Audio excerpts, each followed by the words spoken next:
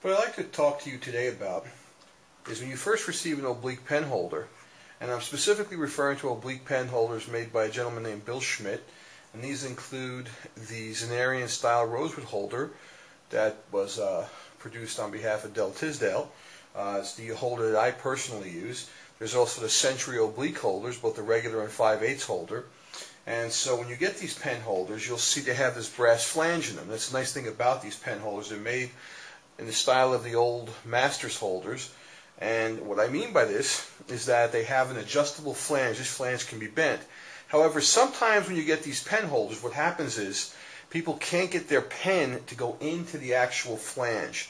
And the reason for that is when the flange is first cut, sometimes on the edge of this metal here, there can be flash or metal flash left over. So what you have to do is clean that out. And the easiest way to get your nib to go into one of these holders is to grip the pen like I'm doing now, okay?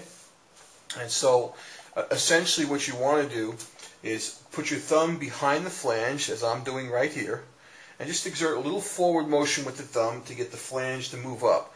These particular pen holders are not cemented in as far as the flange goes, okay? These can be removed. So I'm actually, you see I've got the thing extended out now, okay? And once it's extended out, I just remove it. There's a narrow end, if you can see this. There's a narrow end on this side and a wide end. And the narrow end goes towards the front of the pen. That's where the pen point goes into. What you have to do is take it, and it's actually a bent piece of brass. You just simply take it and just gently bend it open a little bit like I'm doing here. Alright, and I hope you can see that.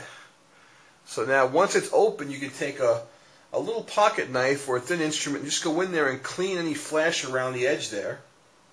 And at this point, what I would recommend you do is insert a pen point into the nib, and let me see if I can get a pen point here. So you take the pen point of choice that you're about to use. You would insert this in to the pen holder with it in your hand, into the narrow end, insert it all the way in.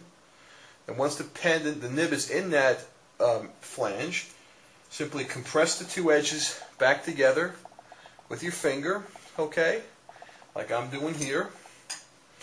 Take your pen holder, find the slot, compress the flange together, and insert the large or the thicker end in first.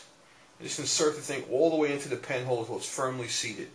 Alright, as you do that, you want to compress the wood so you don't fracture the wood. Alright, and that's essentially how you would hold this thing together and insert the flange back in there. Once that's done, the pen point with a little bit of effort should come in and out of the flange. Thank you.